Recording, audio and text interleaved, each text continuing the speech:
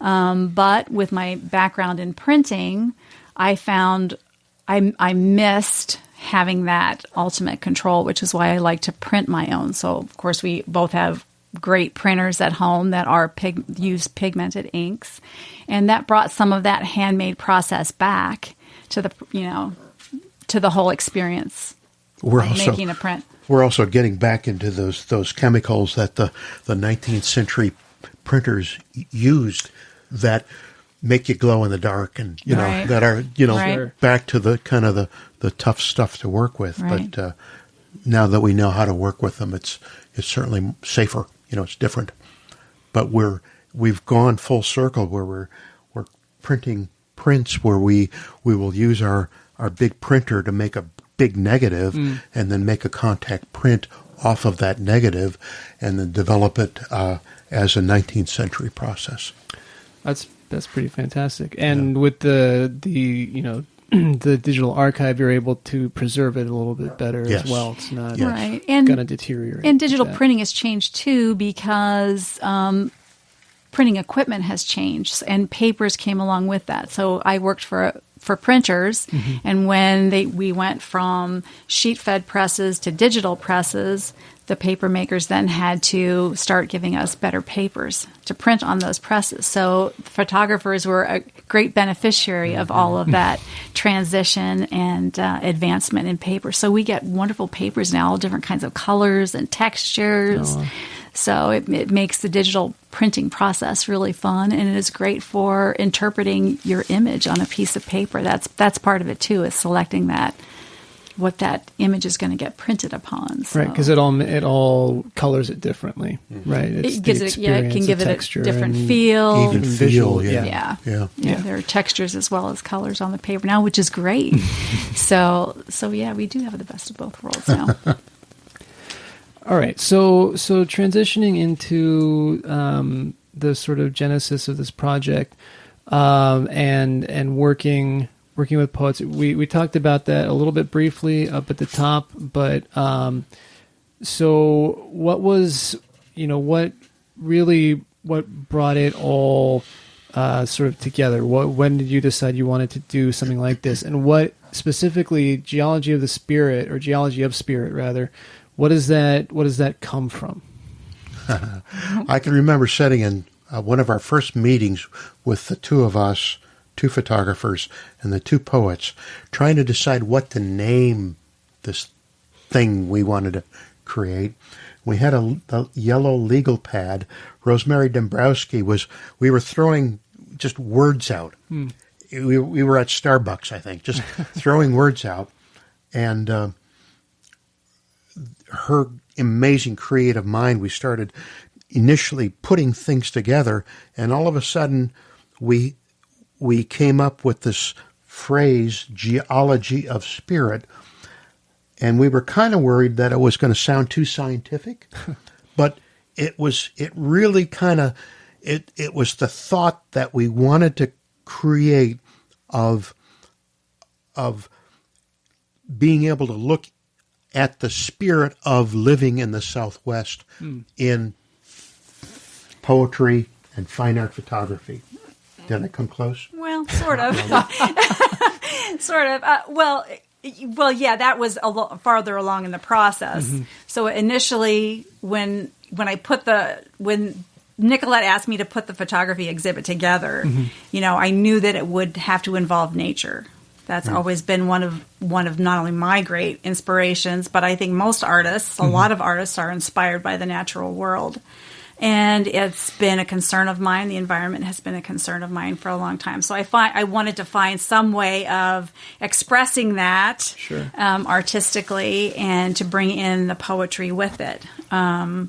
There's a quote by... her name is Josephine Sacabo, who's also a fine art photographer who's inspired by the written word. And she says, poetry and photography have the common ability to distill ideas and emotions into imagery.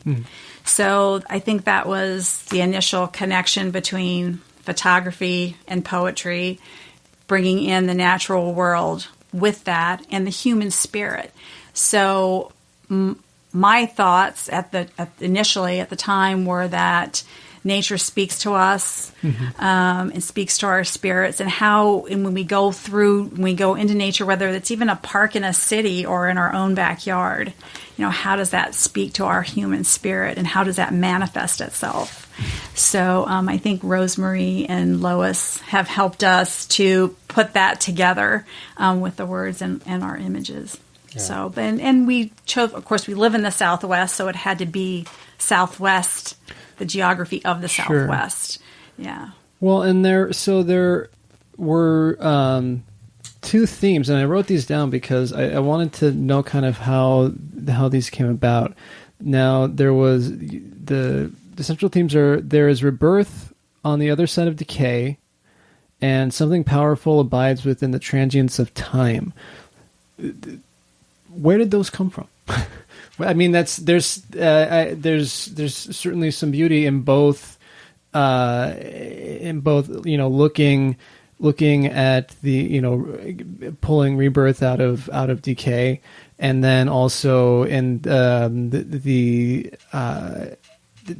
transient nature of time, always moving, and as we sort of either move along with it or attempt to stand against it, perhaps sometimes those are pretty, a couple of rather powerful themes. How did you arrive at those? Well, I think the poets drew that out of the imagery. Pat and I went on many photo shooting excursions together as a team as well as separately.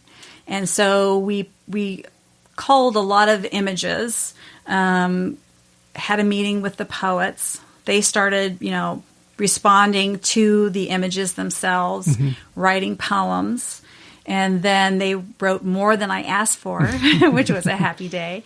And then with the extra poems, then we in turn responded with images. So that's sort of basically the background. Ask if there was this back and forth. So there was some back and forth, and I think those themes grew out of, they were a direct response to the images at first. Okay. I think that both of us also had some ideas in our own mind when we were shooting initially. For me, it was definitely a response to water theme for me, shadows. So it was, if I'm speaking of the spirit and how that manifests itself within the geology or the landscape of the Southwest, how do you make something that's invisible? The spirit is not visible. Emotions aren't visible. How do you make that visible? So that was some of where my head was as I started to shoot. Well, and often water isn't visible either. Well, exactly, right. It takes many forms. Water is kind of an amazing thing. So water and shadow were big to me, and then that got into basically my choice of materials too, which we can talk about later. But I think, and Pat had his headspace going into it too. The overall structure of this exhibit it's kind of different than the typical. Many people have done poetry and photography things together. Typically, what is done is a poet or a writer will write something and give it. Here's what I want my show to look like. Give it to the photographer, and then they'll go out and create images that click with the written word. Right. So I think, it was a true collaboration, I think. And at first, we talked about, okay, should we do it that way? Should we even pair up? Should each of us take, I'll take Lois, you take Rosemarie. Should we go off together and do, you have a response and we have a response? Should we do it that way? And really, it was extremely organic, the collaboration. Yeah. We let it flow where it flowed, thinking, okay, well, let's try this now and see what happens. And so I think that's where the shooting came in. We did months and months of shooting before we ever really showed anything to the poets. And then they just got very excited about what they saw, and they really ran with it at that point. And the end result was our visual images kind of fit into this little circle of a thing, and then their written images are just so stunning and graphic. It's just like you're reading their poetry, but it's just you can just see it in your eyes. What you're reading. It was really a nice way of them and us creating imagery, them with words, us with visual imagery. Well, I know from both the work, their individual work, that they're very, they play a lot with natural imagery. Yes. Regardless. Right. So, yeah, it was a good fit. I mean, it was that whole, the wonderful mysteries of life and how it all seems to work out. Yeah, it was definitely a good fit between all four of us. And I think, but they're very different styles between the two poets, sure. right? And our images are stylistically, I think, very different as well. And yet somehow it really meshes, I think, because I feel like they both got into my head and heart and they interpreted my images. They somehow managed to create an image of my emotion when I took the photograph. So that was astounding to me at the time, that somebody could actually do that and put words to these thoughts and feelings that I had about the human spirit and how it's reflected in nature. And keeping in mind that our photography, our images aren't pretty landscape photographs. Right. They're very abstract. They're putting our mind on that kind of flat piece of whatever it is that we printed on. So you've got to look at it with some sort of open mind to understand what we're doing, what we're saying, along with the written word. Right, and I think just the same way as there is with writing, I think photography uses metaphors, right. symbols. So I think that's definitely where the images come from, and I think the poetry expands on those and creates even new metaphors with the images, even going beyond what I had initially thought of, which was exciting to me. Yeah, for sure. Yeah. Okay, let's talk about technique a little bit, because I want to know. I'm actually interested in the technical aspects of this.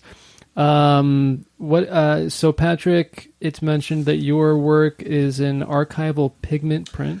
Yeah, which is to say it's more traditional printing, digitally printing on a piece of paper. Okay. Even though the piece of paper is a special hand-selected piece of paper, the technicality of creating the image itself is very much a hands-on thing. It's similar to the work you would normally do in a darkroom to print a fine art piece of imagery on with the wet chemicals. I just happen to do it on my Mac computer in probably Photoshop with manipulating pieces of bringing out a shadow or reducing a reflection or whatever it might be to give the image what I want it to be. The same sort of composition you would do chemically, you're doing in the program. Exactly. Okay. Exactly. Well, and it's understand, as photographers, we come from a history of film. So when you're producing a gelatin silver print, it's very archival, meaning it will last because it's made of silver. It's going to last for 100 years, 200 years, platinum, palladium, even longer than you and I will be around for sure. So that's always been, historically, that's been an important aspect of photography. So when we go into the digital realm and we talk about, pigmented ink and it's being archival, it's not toner. Right. It's actually an ink like a printing press would use. It's pigments like painters would use. Okay. Right. So that being pigmented ink that Patrick uses on his digital prints means that there is some archivability to it. It's not going to fade tomorrow. It has some longevity to it, which is important to a collector or somebody who's purchasing photographs for the long haul. So. It's the piece of paper is a special piece of paper. It's not a piece of office. It's cotton, made with cotton. And the printer itself is a. I'm holding my arms out. It's a large printer that has special inks that are archival, that won't under normal conditions, won't fade, won't go away.